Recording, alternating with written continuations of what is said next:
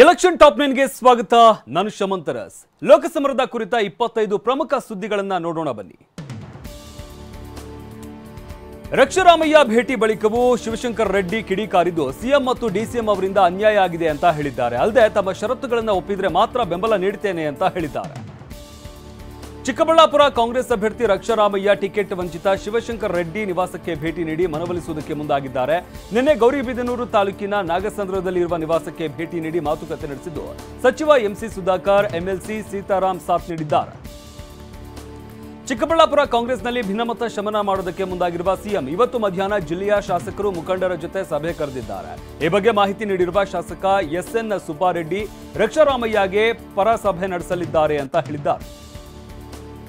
Chikkaballapur ಗೆಲ್ಲೋದಕ್ಕೆ master plan ಮಾಡಿದ್ದು ಮಾಜಿ CM HDK ಪರಮಾಪ್ತ KP Bachegowda ಅವರನ್ನ ಸೆಳೆಯೋದಕ್ಕೆ ಬಹುತೇಕ ಯಶಸ್ವಿಯಾಗಿದ್ದಾರೆ. ಸಮಸ್ಯೆಗಳಿಗೆ ಸ್ಪಂದಿಸಿಲ್ಲ ಅಂತ ದೊಡ್ಡಗೌಡರ ವಿರುದ್ಧ ಮುನಿಸಿಕೊಂಡಿರುವ ಬಚ್ಚೇಗೌಡ ಶೀಘ್ರದಲ್ಲೇ ಕಾಂಗ್ರೆಸ್ ಸೇರ್ತಾರೆ ಅಂತ ಮೂಲಗಳು ಖಚಿತಪಡಿಸಿವೆ. ಬಿಜೆಪಿ ಜೆಡಿಎಸ್ ಮೈತ್ರಿ ಬಳಿಕ ಮಂಡ್ಯ ಕ್ಷೇತ್ರ ಜೆಡಿಎಸ್ ಪಾಲಾಯಿತು. ಮಂಡ್ಯದಿಂದ ಎಚ್ಡಿ ಕುಮಾರಸ್ವಾಮಿ ಸ್ಪರ್ಧೆನೂ ಫೈನಲ್ ಆಯಿತು. ಹೀಗಾಗಿ ಸುಮಲತಾ ಮುಂದೆ ಏನ್ ಮಾಡ್ತಾರೆ ಅನ್ನೋ ಕುತೂಹಲ ಗರಿಗೆದರಿತ್ತು. ಈ ವೇಳೆ ಮಾತನಾಡಿದ್ದ ಸುಮಲತಾ, ನಾನು ಏನೇ ನಿರ್ಧಾರ ತೆಗೆದುಕೊಂಡ್ರು ನಿಮ್ಮನ್ನ ಬಿಟ್ಟು ತೆಗೆದುಕೊಳ್ಳೋಲ್ಲ. ಏಪ್ರಿಲ್ 3ಕ್ಕೆ ಮಂಡ್ಯಕ್ಕೆ ಬರ್ತೀನಿ. ಏಪ್ರಿಲ್ 3ರಂದೇ ನನ್ನ ನಿರ್ಧಾರ ತಿಳಿಸ್ತೀನಿ ಅಂತ ಹೇಳಿದ್ದಾರೆ. ಮಂಡ್ಯ ಗೆಲ್ಲೋದಕ್ಕೆ ಸಂಧಾನ ಸೂತ್ರದ ಮೊರೆ ಹೋದ ಎಚ್ಡಿಕೆ ಇವತ್ತು ಜೆಪಿ ನಗರದಲ್ಲಿರುವ ಸಂಸದೀಯ ಮನೆಗೆ ಭೇಟಿ ನೀಡಲಿದ್ದಾರೆ. ಮಧ್ಯಾಹ್ನ 3 ಗಂಟೆಗೆ ಸುಮಲತಾ ಭೇಟಿಯಾಗಲಿರುವ ಎಚ್ಡಿಕೆ ವಿಶ್ವಾಸ ಗಳಿಸೋದಕ್ಕೆ ಮುಂದಾಗಿದ್ದಾರೆ. ಏಪ್ರಿಲ್ 3ರಂದು ಮೈಸೂರು ಕೊಡಗು ಕ್ಷೇತ್ರದ ಬಿಜೆಪಿ ಅಭ್ಯರ್ಥಿ ಯದುವೀರ್ ಒಡೆಯರ್ ನಾಮಪತ್ರ ಸಲ್ಲಿಸಲಿದ್ದಾರೆ. ನಾಮಪತ್ರ ಸಲ್ಲಿಕೆ ವೇಳೆ ಬಿಜೆಪಿ ರಾಜ್ಯಾಧ್ಯಕ್ಷ ವಿಜಯೇಂದ್ರ, ಮಾಜಿ ಸಿಎಂ ಕುಮಾರಸ್ವಾಮಿ, ಸಂಸದ ಪ್ರತಾಪ್ ಸಿಂಹ, ಎಂಟಿಬಿ ನಾಗರಾಜ್, ಎನ್ ಮಹೇಶ್ ಸೇರಿದಂತೆ ಹಲವರು ಭಾಗಿಯಾಗಿದ್ದಾರೆ. ಬಿಜೆಪಿ ಸೇರಿದ ಬೆನ್ನಲ್ಲೇ ಗಣಿದಣಿ ಜನಾರ್ದನ್ ರೆಡ್ಡಿ ಮತ್ತೆ ಆಕ್ಟಿವ್ ಆಗಿದ್ದಾರೆ. ರೆಡ್ಡಿಯನ್ನ ಪ್ರಚಾರಕ್ಕೆ ಬಳಸಿಕೊಳ್ಳುವುದಕ್ಕೆ ಬಿಜೆಪಿ ಕೂಡ ಪ್ಲಾನ್ ಮಾಡಿದ್ದು 5 ಜಿಲ್ಲೆಗಳಲ್ಲಿ ರೆಡ್ಡಿ ಅವರನ್ನ ಬಳಸಿಕೊಳ್ಳುವುದಕ್ಕೆ ತಂತ್ರ ರೂಪಿಸಲಾಗಿದೆ. ಕೊಪ್ಪಳ, ರಾಮಚೂರು, ಚಿತ್ರದುರ್ಗ, ಕಲಬುರಗಿಯಲ್ಲಿ ಜನಾರ್ದನ್ ರೆಡ್ಡಿ ನೇತೃತ್ವದಲ್ಲಿ ಪ್ರಚಾರ ನಡೆಸೋದಕ್ಕೆ ಸಿದ್ಧತೆ ಆಗಿದೆ. ಮೈಸೂರಲ್ಲಿ ಆಪರೇಷನ್ ಹಸ್ತ ಮುಂದುವರೆದಿದ್ದು ಶ್ರೀನಿವಾಸ ಪ್ರಸಾದ್ ಮತ್ತೊಬ್ಬ ಅಳಿಯ ಕಾಂಗ್ರೆಸ್ಗೆ ಸೇರೋದಕ್ಕೆ ಸಜ್ಜಾಗಿದ್ದಾರೆ. ಚಾಮರಾಜನಗರ ಬಿಜೆಪಿ ಟಿಕೆಟ್ ಆಕಾಂಕ್ಷಿ ಡಾಕ್ಟರ್ ಮೋಹನ್ ಒಂದೆರಡು ದಿನದಲ್ಲಿ ಕಾಂಗ್ರೆಸ್ಗೆ ಸೇರ್ಪಡೆಯಾಗಲಿದ್ದಾರೆ. ಚಿತ್ರದುರ್ಗ ಕಾಂಗ್ರೆಸ್ನಲ್ಲಿ ಭಿನ್ನಮತ ಸ್ಫೋಟಗೊಂಡಿದ್ದು ಮೊಳಕಾಲ್ಮೂರು ಕಚೇರಿಯ ಸಭೆ ವೇಳೆ ಗಲಾಟೆ ನಡೆದಿದೆ. ದ್ರಾಕ್ಷಾರಸ ಮಂಡಳಿ ಅಧ್ಯಕ್ಷ ಡಾಕ್ಟರ್ ಯೋಗೇಶ್ ಬಾಬು ಕಡೆಗಣಿಸಲಾಗ್ತಾ ಇದೆ ಅಂತ ಬೆಂಬಲಿಗರು ಕಿಡಿಕ ಮಾಡಿದ್ದಾರೆ. ಇನ್ನು ಕೈ ಕಾರ್ಯಕರ್ತರನ್ನ ನಾಯಿಗಿಂತ ಕಡೆಯಾಗಿ ಕಾಣ್ತಾ ಇದ್ದಾರೆ ಅಂತ ವಾಗ್ವಾದ ನಡೆಸಿದ್ದಾರೆ. ಕಾಂಗ್ರೆಸ್ ಅಭ್ಯರ್ಥಿ ಘೋಷಣೆ ಬೆನ್ನಲ್ಲೇ ಕೋಲಾರದಲ್ಲಿ ಇವತ್ತು ಜೆಡಿಎಸ್ ಬಿಜೆಪಿ ಸಮನ್ವಯ ಸಮಿತಿ ಸಭೆ ನಿಗದಿ ಮಾಡಲಾಗಿದೆ. ನಾರಾಯಣಿ ಕನ್ವೆನ್ಷನ್ ಹಾಲ್ನಲ್ಲಿ ಮೀಟಿಂಗ್ ನಡೆಯಲಿದ್ದು ಜಿಲ್ಲೆಯ ಬಿಜೆಪಿ ಜೆಡಿಎಸ್ ಮುಖಂಡರು ಭಾಗಿಯಾಗಲಿದ್ದಾರೆ.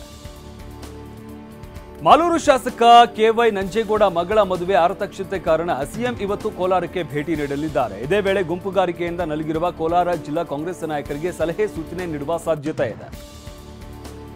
ಮಂಡ್ಯ ಮೈತ್ರಿ ಅಭ್ಯರ್ಥಿ ಎಚ್ಡಿಕೆ ಆದಿಚುಂಚನಗಿರಿ ಮಠಕ್ಕೆ ಭೇಟಿ ನೀಡಿ ಗೆಲುವಿಗಾಗಿ ಕಾಲಭೈರವೇಶ್ವರನಿಗೆ ಮೊರೆ ಹೋಗಿದ್ದಾರೆ. ಕ್ಷೇತ್ರದ ಆಡಳಿತ ಮಂಡಳಿಯಿಂದ ಪೂರ್ಣ ಕುಂಭ ಸ್ವಾಗತ ಕೋರಿ ಎಚ್ಡಿಕೆಯನ್ನ ನಿರ್ಮಲಾನಂದ ಶ್ರೀಗಳು ಬರಮಾಡಿಕೊಂಡಿದ್ದಾರೆ. ಚಿಕ್ಕಬಳ್ಳಾಪುರ ಟಿಕೆಟ್ ಮಿಸ್ ಆಗಿದ್ದಕ್ಕೆ ಯಲಹಂಕ ಶಾಸಕ ಎಸ್ಆರ್ ವಿಶ್ವನಾಥ್ ಮುನಿಸಿಕೊಂಡಿದ್ದು ಅವರ ಮನವೊಲಿಸುವುದಕ್ಕೆ ಖುದ್ದು ಡಾಕ್ಟರ್ ಕೆ ಸುಧಾಕರ್ ಆಗಮಿಸಿದ್ರು. ಆದರೆ ಬಂದ ದಾರಿಗೆ ಸುಂಕ ಇಲ್ಲ ಎಂಬಂತೆ ವಿಶ್ವನಾಥ್ ಭೇಟಿ ಸಾಧ್ಯವಾಗಿಲ್ಲ. ಇನ್ನು 2-3 ಬಾರಿ ವಿಶ್ವನಾಥ್ರನ್ನ ಕನ್ವಿನ್ಸ್ ಮಾಡುವ ಪ್ರಯತ್ನ ಮಾಡ್ತೀನಿ ಅಂತ ಕೆ ಸುಧಾಕರ್ ಹೇಳಿದ್ದಾರೆ. ಇದೊಂದು ಚುನಾವಣೆ ಕೊನೆಯಲ್ಲ, ಮುಂದೇನೂ ನಾವು ಜೊತೆಯಾಗಿ ಸಾಗಬೇಕಾಗುತ್ತೆ. ಅಮಿತ್ ಶಾ ಹಂತದಲ್ಲಿ ಮುನಿಸು ಬಗೆಹರಿಸುವ ಭರವಸೆ ಇದೆ ಅಂತ ವಿಶ್ವಾಸ ವ್ಯಕ್ತಪಡಿಸಿದ್ದಾರೆ. ಬಾಗಲಕೋಟೆ ಟಿಕೆಟ್ ಮಿಸ್ ಆಗಿದ್ದಕ್ಕೆ ಮುನಿಸು ಬಿಡದೆ ಧರ್ಮ ಸಂಕಷ್ಟಕ್ಕೆ ಸಿಲುಕಿರುವ ವೀಣಾ ಕಾಶಪ್ಪನವರ್ ಈಗ ಗೊಂದಲಕ್ಕೆ ಸಿಲುಕಿದ್ದಾರೆ. ಬಂಡಾಯ ವಿಚಾರಕ್ಕೆ ಜಿಲ್ಲೆಯ ಕೈ ನಾಯಕರು ಮೌನಕ್ಕೆ ಶರಣಾಗಿದ್ದು ಕಾಂಗ್ರೆಸ್ ಬಿಡಲಾಗದೆ ಬಿಜೆಪಿಗೆ ಹೋಗಲಾಗದೆ ಉಭಯ ಸಂಕಟದಲ್ಲಿ ಸಿಲುಕಿದ್ದಾರೆ. ಕೆಪಿಎಸ್ಸಿ ನೇಮಕಾತಿಯಲ್ಲಿ ಅಕ್ರಮ ನಡೆದಿದೆ ಅಂತ ಸಾಮಾಜಿಕ ಜಾಲತಾಣದಲ್ಲಿ ಬಿಜೆಪಿ ಪೋಸ್ಟ್ ಮಾಡಿ ಸರ್ಕಾರದ ವಿರುದ್ಧ ಆರೋಪ ಮಾಡಿದೆ. ಕೆಪಿಎಸ್ಸಿ ನೇಮಕಾತಿಯಲ್ಲಿ ಬಹುದೊಡ್ಡ ಅಕ್ರಮ ನಡೆದಿದೆ. ನೇಮಕಾತಿ ಪಟ್ಟಿಯೇ ನಾಪತ್ತೆ ಆಗಿರೋದೇ ಇದಕ್ಕೆ ಸಾಕ್ಷಿ ಅಂತ ಹೇಳಿದೆ.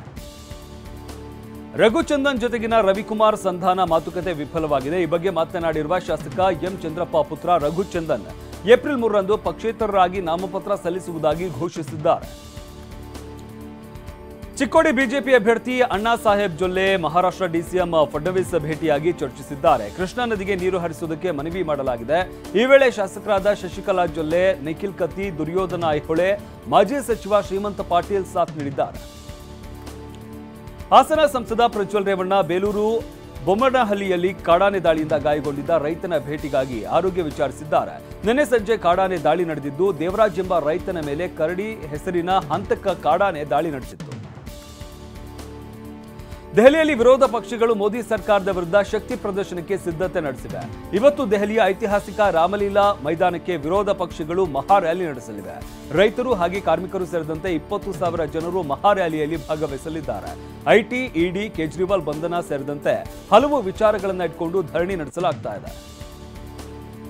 ಇವತ್ತು ನಡೆಯುವ ಮಹಾರ್ಯಾಲಿಯಲ್ಲಿ ಇಂಡಿಯಾ ಮೈತ್ರಿಕೂಟದ ದೊಡ್ಡ ನಾಯಕರು ಭಾಗಿಯಾಗಲಿದ್ದಾರೆ. ಕಾಂಗ್ರೆಸ್ ರಾಷ್ಟ್ರೀಯ ಅಧ್ಯಕ್ಷ ಮಲ್ಲಿಕಾರ್ಜುನ ಖರ್ಗೆ, ರಾಹುಲ್ ಗಾಂಧಿ, ಎನ್ಸಿಪಿಯಿಂದ ಶರದ್ ಪವಾರ್, ಉದ್ಧವ್ ಠಾಕ್ರೆ, ಅಖಿಲೇಶ್ ಯಾದವ್ ಸೇರಿದಂತೆ 17ಕ್ಕೂ ಹೆಚ್ಚು ವಿಪಕ್ಷಗಳ ನಾಯಕರು ಭಾಗಿಯಾಗಲಿದ್ದಾರೆ. ದೆಹಲಿಯ ರಾಮಲೀಲಾ ಮೈದಾನದಲ್ಲಿ ಈಗಾಗಲೇ ಕೇಂದ್ರ ಸರ್ಕಾರದ ವಿರುದ್ಧ ಪ್ರತಿಭಟನೆ ಶುರುವಾಗಿದೆ. ದೇಶದ ಮೂಲೆ ಮೂಲೆಯಿಂದ ದೆಹಲಿ ರಾಮಲೀಲಾ ಮೈದಾನಕ್ಕೆ ಆಗಮಿಸಿರುವ ಆಪ್ ಕಾರ್ಯಕರ್ತರು ಕೇಂದ್ರ ಸರ್ಕಾರದ ವಿರುದ್ಧ ಲೋಕತಂತ್ರ ಬಚಾವೋ ಮೊಳಗಿಸಿದ್ದಾರೆ. ಮಹಾರಾಷ್ಟ್ರದ ಹೈ ಪ್ರೊಫೈಲ್ ಕ್ಷೇತ್ರಗಳಲ್ಲಿ ಒಂದಾದ ಬಾರಾಮತಿ ಕ್ಷೇತ್ರದಲ್ಲಿ ಶರದ್ ಪವಾರ್ ಬಣದ ಎನ್ಸಿಪಿ ಅಭ್ಯರ್ಥಿಯಾಗಿ ಶರದ್ ಪುತ್ರಿ ಸುಪ್ರಿಯಾ ಸುಳೆ ಆಯ್ಕೆಯಾಗಿದ್ದಾರೆ.